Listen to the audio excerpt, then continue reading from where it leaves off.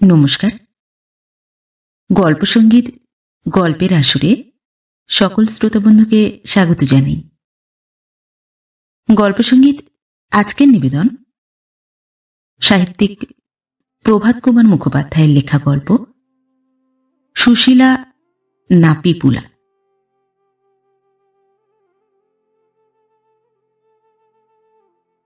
ভাগলপুরে আমার পিতা ওকালতি করিতেন। সেই স্থানেই আমার জন্ম হয়। আমার পিতার নাম অমরেন্দ্রনাথ চট্টোপাধ্যায়, আমার নাম সুরেন্দ্রনাথ। আমাদের বাড়ি হইতে অল্প ব্যবধানেই পিতার বন্ধু আর একজন উকিলের বাড়ি ছিল। তাহার নাম চন্দ্রনাথ বন্দ্যোপাধ্যায়। বাল্যকালে আমি তাহাদের বাড়িতে প্রায় প্রতিদিনই খেলা করিতে যাইতাম।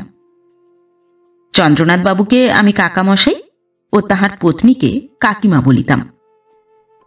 কাকিমার তখনও কোনো সন্তানাদি না হয় তিনি আমাকে খুবই যত্ন করিতেন। কোলে বসাইয়া আমাকে মিঠাই খাওয়াইতেন, মুখ ধোয়াইয়া চুল আঁচড়াইয়া দিয়া আমায় পাউডার মাখাইতেন। চলিয়া আসিবার সময় মুখে চুমো খাইয়া বলিতেন, আবার কাল এসো বাবা। মা আমায় মারিলে কাকিমার কাছে গিয়াই আমি নালিশ করিতাম। তাহার উপর আমার আবদার ও মান অভিমানের সীমা ছিল না। কিন্তু কাকিমার গৃহে আমার এই অত্যধিক আদর অধিক দিন রহিল না। আমার বয়স যখন 7 বৎসর, তখন তিনি স্বয়ং জননী হইলেন। একটি আত্রি নয়, একসঙ্গে দুইটি কন্যা তিনি প্রসব করিয়া বসিলেন। ইহাকেই বলে রামজি জব দেতা তব ছাপ্পর ফাড়কে দেতা। আমি তখন 7 বৎসরের বালক হইলেও ঘটনাটি বেশ স্মরণ আছে। তাহার অল্পদিন পূর্বেই আমি ইংরেজি স্কুলে ভর্তি হইয়াছিলাম। যাহা হোক, কাকিমার কন্যা দুইটি দিন দিন শুক্লপক্ষের শশীকলার মতোই বাড়িতে লাগিল। আমিও ক্লাসের পর ক্লাস উঠিতে লাগিলাম। আমি আর বড় একটা কাকিমার বাড়ি যাই না। একটু বড় হইলে তাহার মেয়ে দুইটি আমাদের বাড়ি খেলা করিতে আসিতে লাগিল। একটির নাম সুশীলা, অপরটির নাম পিপুলা বা প্রফুল্ল নলিনী। একে তো যমজ ভগিনী, কোনটিকে চেনাই শক্ত। তার উপর আবার তাদের মা দুষ্টামি করিয়া দুইটিকে একই রকমে সাজাইতেন। দুইটির চুল ঠিক একই রকমে বাঁধিয়া একই রকমের ডিজাইনের ফ্রক দুইটিকে পরাইতেন। জুতা মোজা পরিলে তাহাও ঠিক একই রকমের হইত। আমাদের বাড়িতে দুইটি প্রায় একসঙ্গেই আসিত।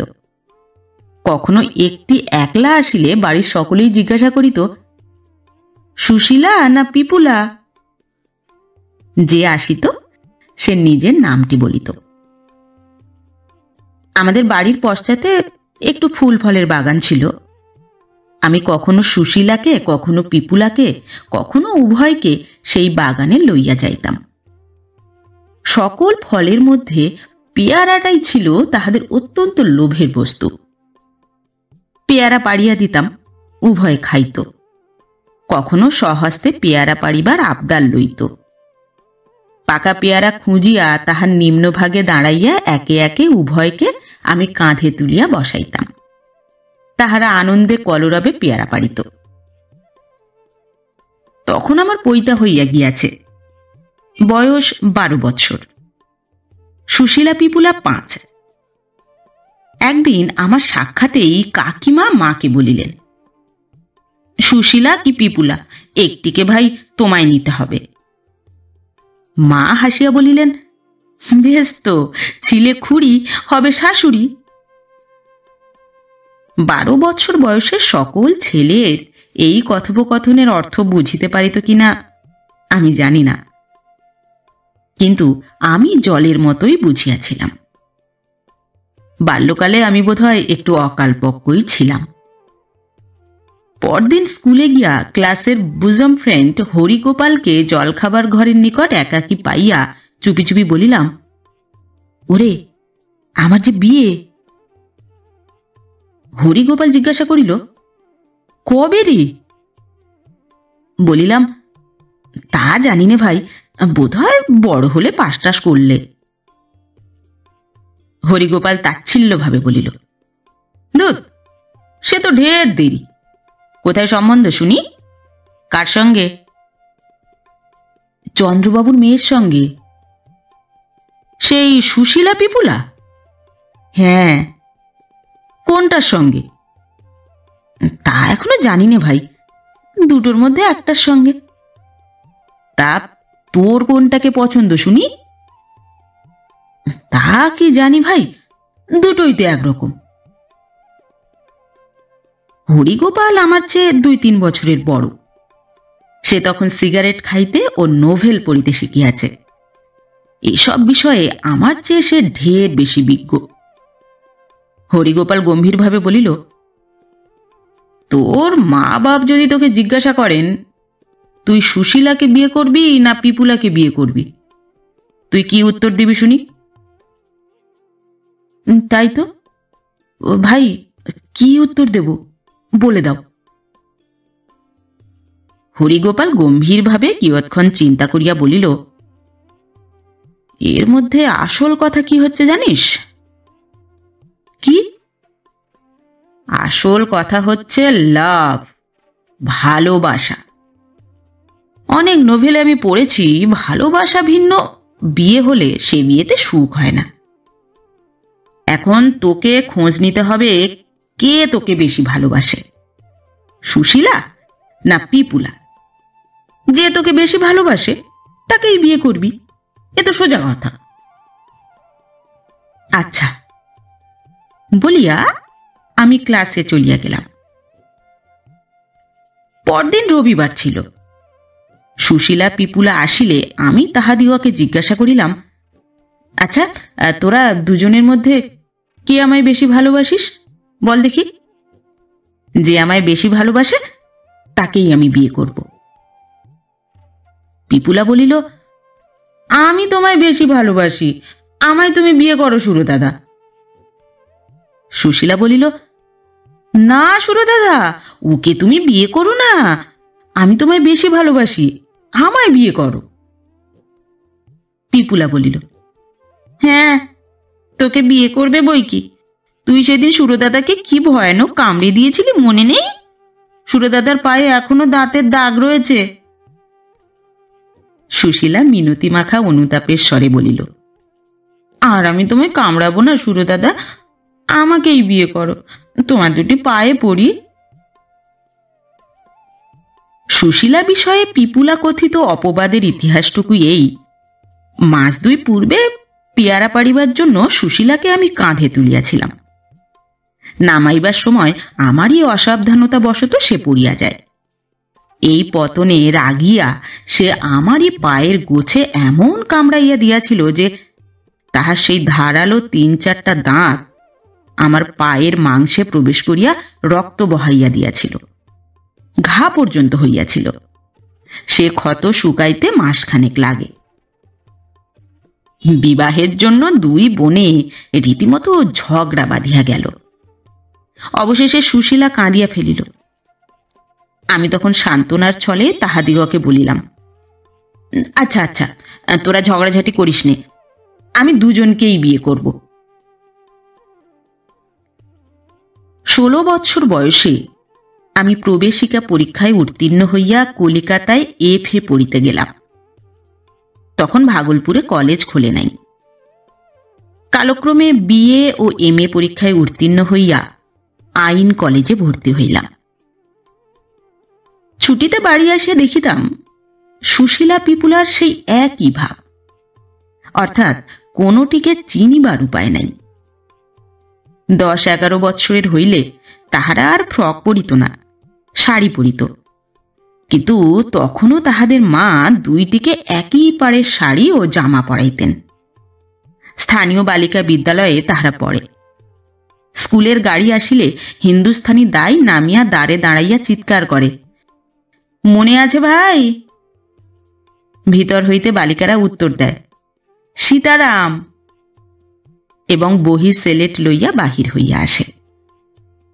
ইহাই ছিল সেই বালিকা বিদ্যালয়ের প্রচলিত সংকেত। এ কয় বছর প্রথম প্রথম সুশীলা পিপুলা আমার সহিত পূর্বের মতো মিশিত বটে, কিন্তু যতই তাহারা বড় হইতে লাগিল ততই মেলামেশা কমিয়া আসিতে লাগিল।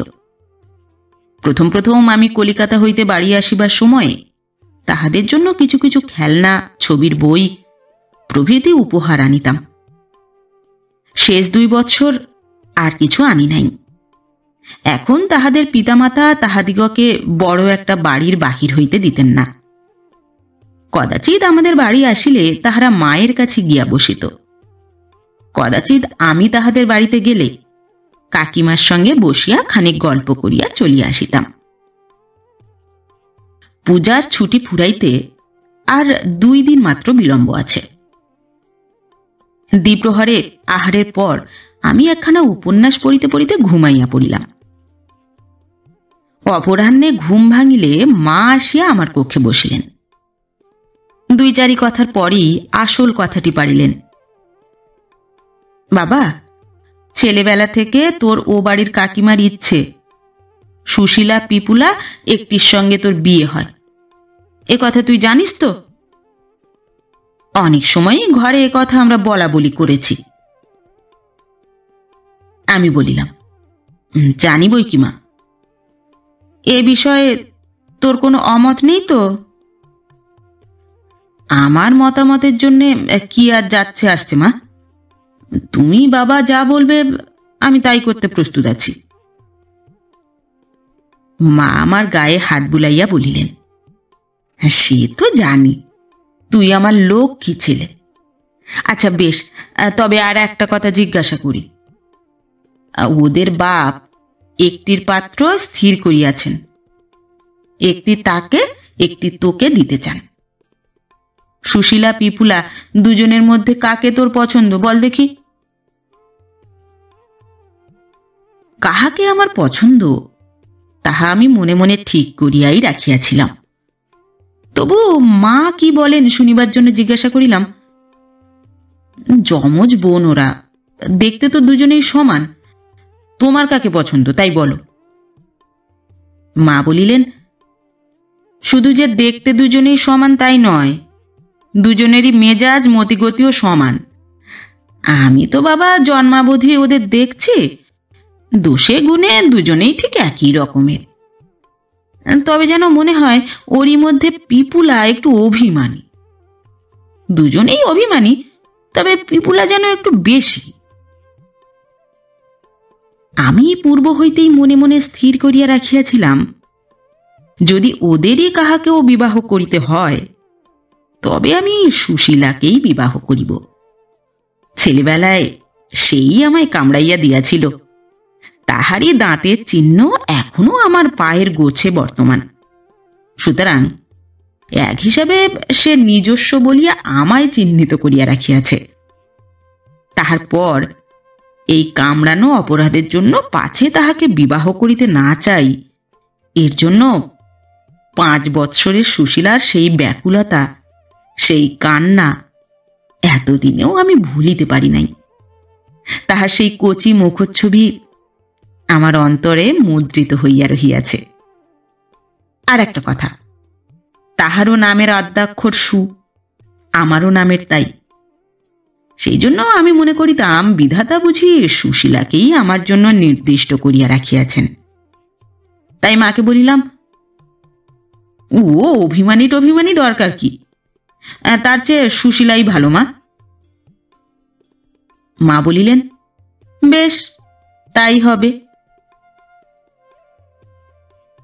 সুশীলাকে আমি মনোনীত করায় পিপুলা হইল খালি। পাত্রপক্ষ যথা দিনে পিপুলাকে আসিয়া দেখিয়া গেল। বিবাহের দিন স্থির হইল। কাকিমা উভয় কন্যার বিবাহ একই দিনে দিবার অভিপ্রায় প্রকাশ করিয়াছিলেন। তাহাই হইল। পিপুলাকে যিনি বিবাহ করিলেন তিনি আমার চেয়ে 2 বছর বয়সে বড়। নাম সরোজনাথ। পাটনায় তাহার পিতা জজ আদালতের সেরেস্তাদার। এন্ট্রান্স পাশ করিবার পর তিনিও পিতার অফিসে চাকরি পাইয়াছেন। সুশীলার জ্যাঠা দেশ হইতে আসিয়াছিলেন। তিনি আমায় সুশীলাকে দান করিলেন। কাকা মহাশয় সরোজকে পিপুলাকে দান করিলেন। কন্যাদানের আসন ও ছাদনাতলা দুইটি হইয়াছিল বটে, পুরোহিত 2 জন, কিন্তু বাসর ঘর হইল একটি মাত্র। এক বাসরে 2 বর পাইয়া নিমন্ত্রিতা তরুণীগণ সেদিন আমোদের চূড়ান্ত করিয়াছিলেন। আমার অভিপ্রায় ছিল ফুলসজ্জার রাত্রিতে নববধূ আমার শয়নকক্ষে প্রবেশ করিবা মাত্র আমি আমোদ করিয়া জিজ্ঞাসা করিব, সুশীলা না পিপুলা? কিন্তু আনাড়ি আমি জানিতাম না সে সময় বধূর সঙ্গে কয়েকজন নিমন্ত্রিতা পুরমহিলাও আসিয়া থাকেন। সুতরাং প্রশ্নটা মুলতবি রাখিতে হইয়াছিল। শয়নগৃহ নির্জন হইলে আমি নববধূর উভয় স্কন্ধে হস্তার্পণ করিয়া জিজ্ঞাসা করিলাম, কি গো, তুমি সুশীলা না পিপুলা? যে বর বাল্যকালে কাঁধে চড়াইয়া পেয়ারা খাওয়াইয়াছে এবং যাহাকে কামড়াইয়া রক্তপাত পর্যন্ত করা হইয়াছে, নববধূ হইলেও তাহাকে লজ্জা করা একটু কঠিন বই কি। সে লজ্জা সুশীলা করিল না। দুষ্টামির উত্তরে দুষ্টামি করিয়া বলিল, কাকে পেলে খুশি হও? আমি বা দুষ্টুমি ছাড়িব কেন? বলিলাম, পিপুলাকে। সুশীলা বলিল, তাকে কাগে নিয়ে গেছে, এখন আর হাই হাই করলে কি হবে বলো? সরোজের রংটা কিছু কালো, তাই সুশীলার এই বক্রোক্তি। পরে শুনিয়াছিলাম 2 জামাইয়ের দেহবর্ণের পার্থক্য বিষয়ে মেয়ে মহলে একটু আলোচনাও হইয়াছিল। সকলে বলিয়াছিল, যেমন 2টি বোন নিক্তির ওজনে রূপে গুণে সমান, জামাই 2টিও সেই রকম হলে বেশ হতো। পর বৎসর আমি আইন পাশ করিয়া ভাগলপুরেই ওকালতি শুরু করিলাম। সুশীলা বেশিরভাগ আমাদের বাড়িতেই থাকিত, মাঝে মাঝে ও বাড়ি যাইত। উভয় ভগিনী একত্র হইলে কাকিমা, অধুনা শাশুড়ি ঠাকুরনী, মেয়ে 2টিকে পূর্বের ন্যায় আর সমান সাজে সাজাইতেন না। আমি 8 পৌরে জামাই, পাছে অজ্ঞাতে কোনো গোলমাল করিয়া ফেলি, ইহাই বোধ করি তাহার আশঙ্কা ছিল।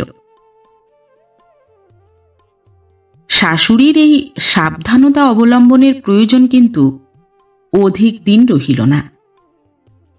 বিনা মেঘে বজ্রাঘাতের মতো একদিন সংবাদ আসিল, সরোজ পাটনায় হঠাৎ কলেরা রোগে মারা গিয়াছে। পিপুলা বিধবা বেশ ধারণ করিয়া শ্বশুর বাড়ি হইতে ফিরিয়া আসিল। যমজ 2 ভগিনীর বেশে এই হৃদয় বিদারক পার্থক্য দর্শনে আত্মীয় বন্ধু সকলেরই চক্ষুতে জল বহিল। বৎসরখানেক মধ্যে পিতৃদেব বুঝিয়াছিলেন ওকালতি ব্যবসাটি আমার ঠিক উপযোগী নহে, তাই তাহার উপদেশে মুনসেফির জন্য আমি আবেদন করিয়াছিলাম। পিপুলার বৈধব্যের পর বৎসরখানেক মধ্যে পাটনা শহরে ভীষণ প্লেগ রোগ দেখা দিল এবং সেই ব্যাধিতেই আমার জনক ও জননী 1 সপ্তাহের ব্যবধানে উভয়ে স্বর্গারোহণ করিলেন। এই সর্বনাশে আমি মাসখানেকের উপর জড় পুত্তলিকাবৎ হইয়া রহিলাম। তাহার পর আমার মুনসেফিতে নিয়োগ বার্তা গেজেট হইল। আমি তো প্রথমে উহা প্রত্যাখ্যান করিতেই প্রস্তুত হইয়াছিলাম, কিন্তু শ্বশুর মহাশয় আমায় অনেক করিয়া বুঝাইলেন, ফলে ওই পদ আমি গ্রহণ করিলাম। আসবাবপত্র কতক বিক্রয় করিয়া, কতক একটা কামরায় তালাবন্ধ করিয়া রাখিয়া, বাড়িটা ভাড়া দিয়া সুশীলাকে লইয়া কর্মস্থানে মতিহারিতে গমন করিলাম। এই নতুন স্থানে সুশীলার সেবা যত্নে, পারিপার্শ্বিক দৃশ্য ও জীবনযাত্রা প্রণালীর পরিবর্তনে আমার চিত্ত ক্রমে সুস্থ হইয়া উঠিল। কাজকর্মে আমার সুখ্যাতিও হইল। ছুটিতে ভাগলপুরে যাইতাম, শ্বশুরালয়েই অবস্থিতি করিতাম। সেবার পূজার ছুটিতে গিয়া দেখিলাম শ্বশুর মহাশয়ের শরীর বড়ই অসুস্থ হইয়া পড়িয়াছে। তিনি ওয়ালটেয়ারে বাড়ি ভাড়া লইয়াছেন, মহাপঞ্চমীর দিন যাত্রা করিবেন। তাহার ইচ্ছা ছিল পূজার ছুটিটা মাত্র সেখানে যাপন করেন, কিন্তু শাশুড়ি ঠাকুরনীর বিশেষ জেদাজেদিতে বড়দিনের ছুটিটা পর্যন্ত সেখানে কাটাইতে সম্মত হইয়াছেন। আমাকেও সঙ্গে যাইবার জন্য তাহারা অনুরোধ করিলেন। আমিও সহজেই সম্মত হইলাম। ওয়ালটেয়ারে যে স্থানে আমাদের বাড়িটি লওয়া হইয়াছিল তাহা একেবারে ফাঁকা, শহর হইতে মাইলখানেক দূরে হইবে। সেখানে সপ্তাহখানেক থাকিবার পরেই শ্বশুর মহাশয়ের স্বাস্থ্যের উন্নতি দেখা যাইতে লাগিল। প্রাতে ও বৈকালে আমরা বেড়াইতে বাহির হইতাম। এখানে আসিয়াই শাশুড়ি ঠাকুরনী পিপুলাকে থান ছাড়াইয়া আবার পাড়ওয়ালা কাপড় পরাইতেন, হাতে দুগাছি পাতলা সোনার চুড়ি পরাইয়া দিতেন। এ বিদেশে আর কে আছে যে দেখিয়া নিন্দা করিবে? ইহাতে মায়ের প্রাণে একটু শান্তি লাভ হয়, এই মনে করিয়া শ্বশুর মহাশয়ও এই কার্য অনুমোদন করিলেন। পূজার 1 মাস ছুটি দেখিতে দেখিতে ফুরাইয়া আসিল। মতিহারিতে ফিরিবার জন্য আমি তল্পা বাঁধিতে লাগিলাম। সুশীলা আসিয়া আমায় বলিল, দেখো, বাবা মার ইচ্ছে এ 2 মাস আমি এখানেই থাকি, তোমাকে তারা ভরসা করে বলতে পারছেন না। আমি বলিলাম, তোমার কি ইচ্ছে তাই বলো। সুশীলা বলিল, আর কিছু নয়, সেখানে একলা তোমার কষ্ট হবে, নইলে 2 মাস না হয় আমি থেকেই যেতাম। বুঝিলাম সুশীলার মনোগত অভিলাষ 2 মাস এখানেই পিতামাতার নিকট অবস্থান করে। হাসিয়া বলিলাম, না, আমার তেমন বিশেষ কোনো কষ্ট হবে না, তুমি 2 মাস এখানে থেকে ওদের সঙ্গেই ফিরো। আমি একটা রবিবারে ভাগলপুরে এসে তোমায় নিয়ে যাব এখন। সুশীলা বলিল, তবে বাবা মাকে বলি গে, আমায় রেখে যেতে তোমার মত আছে। বলিলাম, তা বলো গে। যথাসময়ে কর্মস্থানে ফিরিয়া গেলাম। মতিহারি জেলায় অনেকগুলি অরণ্য আছে। অরণ্যের সংখ্যা একটি বৃদ্ধি হইল। আমার প্রেয়সীহীন গৃহ আর গৃহ বলিয়া মনে হইল না, অরণ্য বলিয়া মনে হইতে লাগিল। অতি কষ্টে 2 মাস গৃহারণ্যে কাটাইলাম। 5-7 দিন অন্তর সুশীলার একখানি পত্র পাইতাম। তাহাতে অরণ্যবাসের ক্লেশ কতকটা লাঘব হইত। কবে বড়দিন আসিবে, কবে আবার তাহাকে ফিরিয়া পাইব, কবে মঝু গেহ গেহ বলি মানব, এই চিন্তাতেই দিন যাপন করিতাম। পৌষের প্রারম্ভে হঠাৎ শ্বশুর মহাশয়ের একখানি সংক্ষিপ্ত পত্র পাইলাম।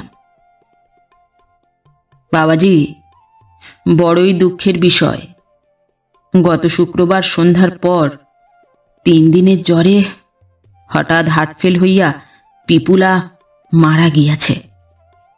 এই শোকে আমরা পাগলের মতো হইয়াছি। কিছুদিন আমরা কাশীধামে গিয়া বাস করিব স্থির করিয়াছি। আগামী রবিবার সন্ধ্যা 8টার সময় এক্সপ্রেস গাড়িতে আমরা মোকামা পাস করিব। তুমি যদি কিছুদিনের ছুটি লইয়া আমাদের সঙ্গ লইতে পারো তবে বড়ই ভালো হয় বাবা। এ শোকের সময় তোমায় কাছে পাইলে আমাদের অনেক সান্ত্বনা। বিশেষ চেষ্টা করিও। এ বিষয়ে অধিকার কি লিখিব। পত্রখানা পড়িয়া স্তম্ভিত হইয়া বসিয়া রহিলাম। মনের মধ্যে নানা চিন্তার উদয় হইতে লাগিল।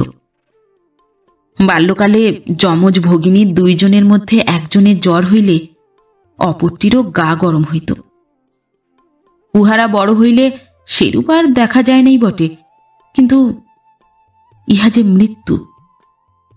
যদি আমার সুশীলার কিছু হয় তবে আমি কেমন করিয়া বাঁচিব।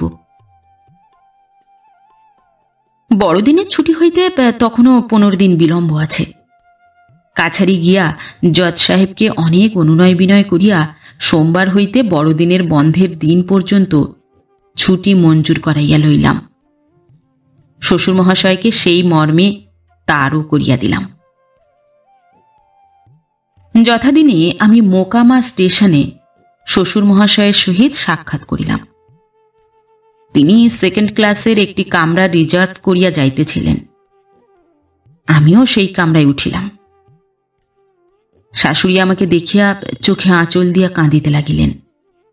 সুশীলাও ঘোমটার ভিতর ফোঁপাইতেছে, বুঝিতে পারিলাম। বড় ইচ্ছা হইল তাহার হাতটি ধরিয়া তাহাকে সান্ত্বনার কথা বলি, তাহার চোখ মুছাইয়া দিই, কিন্তু শ্বশুর শাশুড়ির সমক্ষে তাহা করিবার উপায় নাই। শ্বশুরমহাশয় চক্ষু মুছিতে মুছিতে পিপুলার পীড়া ও চিকিৎসার কথা আনুপূর্বিক বর্ণনা করিলেন। দানাপুর স্টেশনে ট্রেন পৌঁছিলে লুচি প্রভৃতি খাবার কেনা হইল। শ্বশুরমহাশয় বলিলেন, সুশীলা, দেখ তো মা, ওই ব্যাগের মধ্যে পানের কৌটোয় সাজা পান আর আছে কিনা, না থাকে তো কিনতে হবে। সুশীলা উঠিয়া ব্যাগ হইতে পানের কৌটা বাহির করিয়া তাহা খুলিয়া পিতাকে দেখাইল। কৌটাটি শূন্য, পানের খিলিও কেনা হইল। শাশুড়ি 2টি শালপাতায় আমাদের 2 জনকে খাবার দিয়া বলিলেন, সুশীলা, সরাই থেকে ওদের 2 গ্লাস জল গড়িয়ে দাও তো মা। সুশীলা উঠিয়া গ্লাসে জল গড়াইয়া দিল। আমরা আহার শেষ করিলাম। হাত ধুইয়া পান খাইয়া বাহিরের দিকে চাহিয়া বসিয়া রহিলাম। শ্বশুর শাশুড়ি দুজনেই মাঝে মাঝে দীর্ঘ নিঃশ্বাস ফেলিতেছেন। সুশীলা এখন আর কাঁদিতেছে না। একবার যদি চোখাচোখি হয় এই আশায় আমি সুশীলার পানে মাঝে মাঝে চাহিতে লাগিলাম, কিন্তু সে আড়ষ্ট হইয়া বসিয়া আছে। তখন হঠাৎ মনে পড়িল, আমি রহিয়াছি বলিয়া সুশীলা বা শাশুড়ি কেহই খাইতে পারিতেছেন না। আরা স্টেশনে গাড়ি থামিলে আমি শ্বশুরমহাশয়কে বলিলাম, আমি তবে এখন ও কামরাটায় গিয়ে শুই গে। আমার বিছানার বান্ডিলটি বগলে করিয়া আমি নামিয়া গেলাম। পরদিন কাশিধামে পৌঁছিয়া আমরা এক যাত্রাওয়ালার বাড়িতে উঠিলাম। 2খানি ঘর ভাড়া লওয়া হইল। এখানে 2-1 দিন থাকিয়া একটি বাড়ি খুঁজিয়া লইবার পরামর্শ ছিল। বাসায় জিনিসপত্র রাখিয়া ধুলা পায়ে গঙ্গা স্নান এবং বিশ্বনাথ ও অন্নপূর্ণা দর্শনে বাহির হওয়া গেল। ফিরিয়া আসিয়া পাকাদি সমাপন হইতে অপরাহ্নকাল উপস্থিত হইল। আহারান্তে বিশ্রাম। শ্বশুর মহাশয় ও আমি একটি শয়নকক্ষে শয়ন করিলাম। সুশীলাকে লইয়া শাশুড়ি অপর কক্ষে রহিলেন। নিদ্রাভঙ্গে সন্ধ্যার সময় উঠিয়া হাত মুখ ধুইয়া আমরা 3 জনে বিশ্বনাথের আরতি দর্শনে বাহির হইলাম। ফিরিয়া আর পাকাদির উদ্যোগ হইল না। বাজার হইতে লুচি, আলুর দম, রাবড়ি প্রভৃতি আনাইয়া তাহার দ্বারা জলযোগ সম্পন্ন হইল। আহারান্তে ধূম সেবন করিতে করিতে শ্বশুর মহাশয় আমার সহিত গল্প করিতে লাগিলেন। আমি মাঝে মাঝে ঘড়ি দেখিতেছি, এতক্ষণ বুঝি সুশীলা ও শাশুড়ির খাওয়া হইল। এইবার বোধহয় শ্বশুর মহাশয় উঠিয়া ও ঘরে যাইবেন এবং সুশীলাকে এ ঘরে পাঠাইয়া দিবেন। সুশীলার সঙ্গে দেখা করিবার, তাহার সঙ্গে কথা কহিবার জন্য আমি বড় ব্যাকুল হইয়া পড়িয়াছিলাম। 1 রাত 1 দিন এত কাছাকাছি 2 জনে রহিয়াছি, অথচ দেখা সাক্ষাৎ নাই। একবার মাত্র আজ দশাশ্বমেধ ঘাটে গমনের সময় আমি সুশীলার মুখখানি দেখিতে পাইয়াছিলাম। 2 জনে চোখাচোখি হইয়াছিল, কান্নায় ফোলা সে চোখ দুটি। আমার চক্ষুর সহিত মিলিত হইবা মাত্র সুশীলা চোখ নামাইয়া লইয়াছিল। সুশীলাকে বুকে জড়াইয়া ধরিয়া তাহাকে আদর করিবার জন্য আমার প্রাণটা বড়ই ব্যাকুল হইয়াছিল। রাত্রি প্রায় যখন 10টা, শাশুড়ি ঠাকুরুনী আমাদের কক্ষে আসিলেন। পান আনিয়াছিলেন। তাহা রাখিয়া বলিলেন, তোমরা তাহলে শোও এখন দোর বন্ধ করে। শ্বশুরমহাশয় বলিলেন, হ্যাঁ, তোমরাও শোগে, রাত হল। শাশুড়ি বলিলেন, বাড়ির কি হলো? শ্বশুর উত্তর দিলেন, যাত্রাওয়ালা বললে তার সন্ধানে 2-3খানি বাড়ি খালি আছে, কাল সকালে সেগুলো দেখাবে, তারপর যেটা পছন্দ হয়। আচ্ছা বলিয়া শাশুড়ি প্রস্থান করিলেন। শ্বশুর মহাশয় উঠিয়া দ্বারে খিল লাগাইয়া দিলেন। আমি পিছু ফিরিয়া চুপ করিয়া শুইয়া রহিলাম। মনে মনে বড়ই চটিয়া গিয়াছিলাম। অল্পক্ষণ পরেই শ্বশুর মহাশয়ের নাসিকা ধ্বনি আরম্ভ হইল। আমার কিন্তু অনেকক্ষণ অবধি নিদ্রা হইল না। অবশেষে এই বলিয়া মনকে সান্ত্বনা দিলাম, ধুত্তর কাশির কাঁথায় আগুন, এখানে কি সবই উল্টো? বিশ্বনাথের মন্দির আলাদা, অন্নপূর্ণার মন্দির আলাদা, আমরাই বা দুঃখ করলে চলবে কেন? অনেক রাত্রে ঘুমাইয়া পড়িলাম। পরদিন প্রাতে উঠিয়া মুখ হাত ধুইয়া যাত্রাওয়ালার সঙ্গে আমরা বাড়ি দেখিতে গেলাম। নদিয়া ছত্রে একটি বাড়ি আমাদের বেশ পছন্দ হইল। তখনই সর্বাপেক্ষা ভালো ঘরটি আমার শয়নের জন্য নির্দিষ্ট হইল। যাত্রাওয়ালা একজন চাকর ও একজন ঝি ঠিক করিয়া দিবার ভাল লইল। সেখান হইতে ফিরিয়া গঙ্গা স্নানান্তে দেব দর্শনাদি সারিয়া যাত্রাওয়ালার বাসায় আসিয়া আহারাদি করিলাম। বিশ্রামান্তে বিকালে নূতন বাসায় উঠিয়া যাওয়া গেল। বহুকাল বিচ্ছেদের পর আজ আমার সুশীলাকে পাইব জানিয়া মনে মনে বাবা বিশ্বনাথকে প্রণাম করিলাম। আমার এই প্রণামটি লইয়া বাবা বিশ্বনাথ বোধহয় হাসিয়াছিলেন। আরতি দেখিয়া আসিয়া নৈশ ভোজন সমাপনান্তে যখন শয়নকক্ষে প্রবেশ করিলাম, রাত্রি তখন 10টা বাজিয়া গিয়াছে। অধীর আবেগে আমি সুশীলার আগমন প্রতীক্ষা করিতে লাগিলাম। কিয়ৎকাল অপেক্ষা করিবার পর ধীর পদক্ষেপে সুশীলা আসিয়া প্রবেশ করিল। ধীরে দ্বারটি ভেজাইয়া দিল। জন্মদরিদ্র ব্যক্তি সহসা মহারত্ন লাভ করিলে যেমন আত্মবিস্মৃতি হইয়া পড়ে, আমারও অবস্থা প্রায় সেইরূপ হইয়া পড়িল। সুশীলা না পিপুলা? কথাগুলি উচ্চারণ মাত্র সকল কথা আমার মনে পড়িল। আমি মরমে মরিয়া গেলাম। ছি ছি, আমি কি একটা মানুষ না পশু? মেঝের উপর আমার বিছানা পাতা ছিল। সুশীলা সজল নয়নে ধীরে ধীরে বিছানার দিকে অগ্রসর হইল, কিন্তু বিছানায় আসিল না। কিছু দূরে মেঝের উপর বসিয়া রহিল। আমি বলিলাম, আমায় মাপ করো সুশীলা, আমার বড়ই অন্যায় হয়ে গেছে। পিপুলা আজ নেই, আজ ওরকম রসিকতা করা আমার ভারী অন্যায় হয়ে গেছে বলিয়া তাহাকে টানিয়া বিছানায় লইবার জন্য বাহু বাড়াইলাম। সুশীলা হঠাৎ দূরে সরিয়া বলিল, আমায় ছুঁয়ো না। তাহারই ভাব দেখিয়া আমি বড়ই বিস্মিত হইলাম। জিজ্ঞাসা করিলাম, কেন, আমি তোমায় ছোঁব না কেন সুশীলা? সে বলিল, আমার পানে বেশ করে চেয়ে দেখো দেখি, আমি কি তোমার সুশীলা? তাহার মূর্তির গাম্ভীর্য দেখিয়া ভয়ে আমার কণ্ঠ শুষ্ক হইয়া উঠিল। বলিলাম, নিশ্চয়ই তুমি আমার সুশীলা। উত্তর পাইলাম, না, আমি তোমার সুশীলা নই। তোমার সুশীলাকে ওয়াল টেয়ারে চিতার আগুনে পুড়িয়ে এসেছি। আমি হতভাগিনী পিপুলা। এই বলিয়া সে চোখে অঞ্চল দিল। বিশ্বব্রহ্মাণ্ড কক্ষচ্যুত হইয়া যেন আমার চারিদিকে ঘুরিতে লাগিল। আমি নারায়ণ স্মরণ করিয়া চক্ষু মুদিলাম। আমার দেহ কাঁপিতে লাগিল।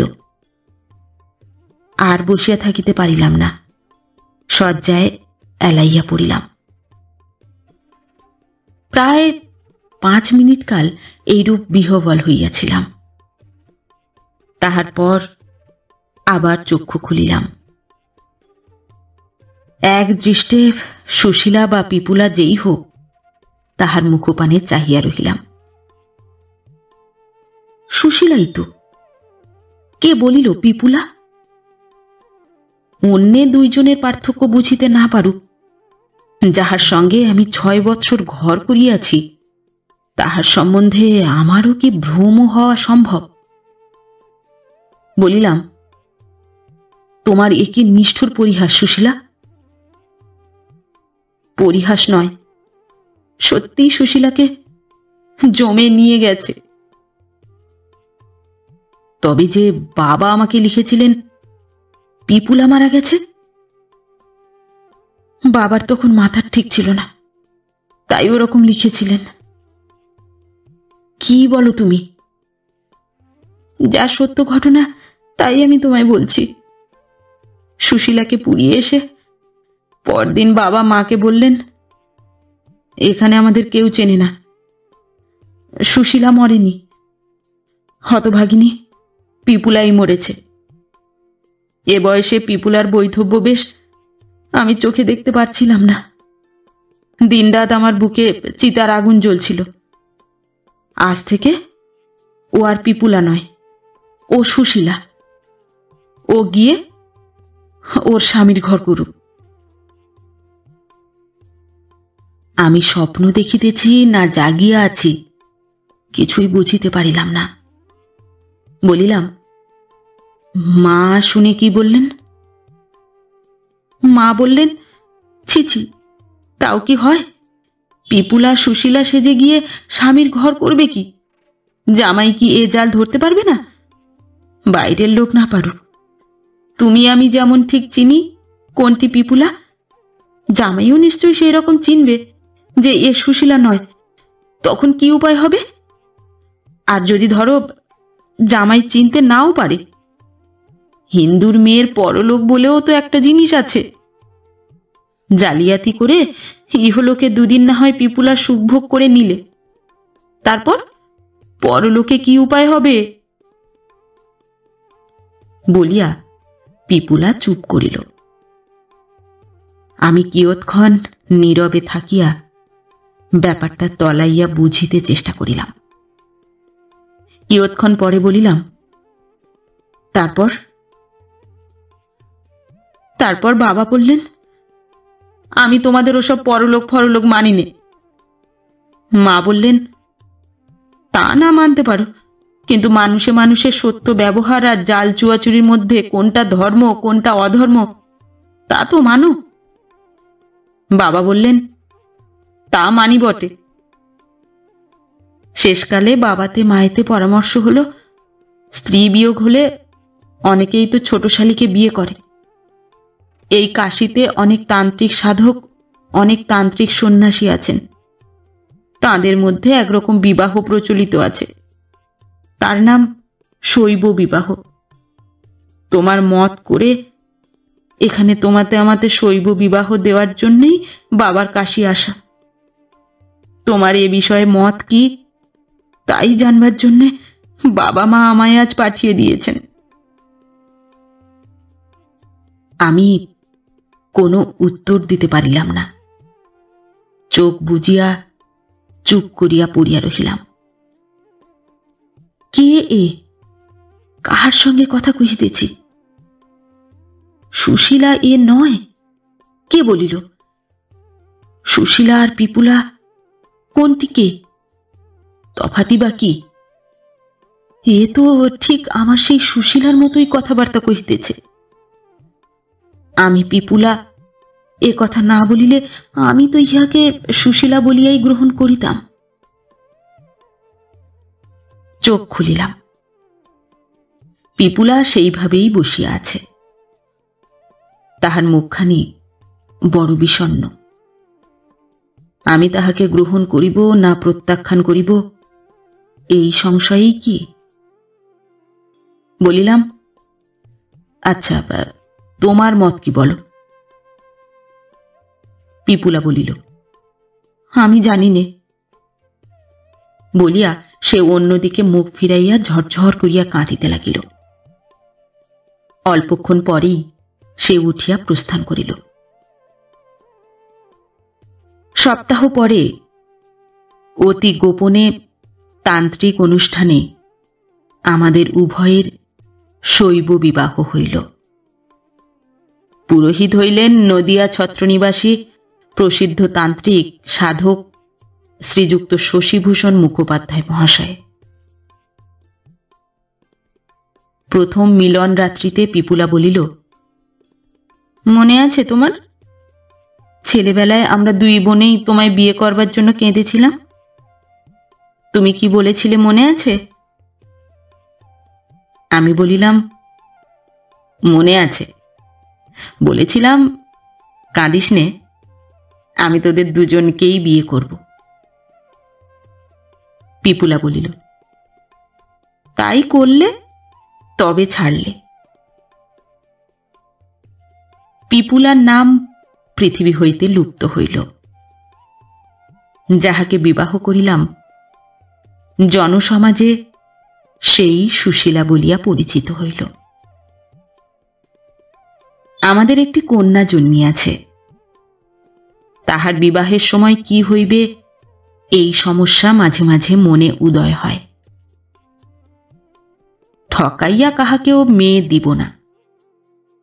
যাহাকে পাত্র নির্বাচন করিব আসল কথা সমস্তই তাহাকে খুলিয়া বলিব।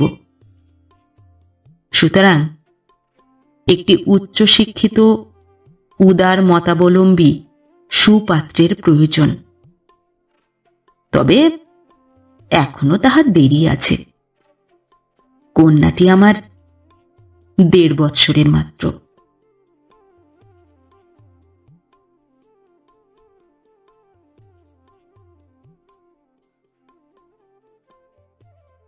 নতুন একটি গল্প নিয়ে খুব শিগগির ফিরে আসছি। ততক্ষণ সবাই ভালো থাকবেন, সুস্থ থাকবেন। গল্প পাঠ কেমন লাগলো অবশ্যই কমেন্ট করে জানাবেন এবং ভিন্ন ভিন্ন স্বাদের অডিও স্টোরি শোনার জন্য অবশ্যই চ্যানেলটি সাবস্ক্রাইব করবেন। ধন্যবাদ।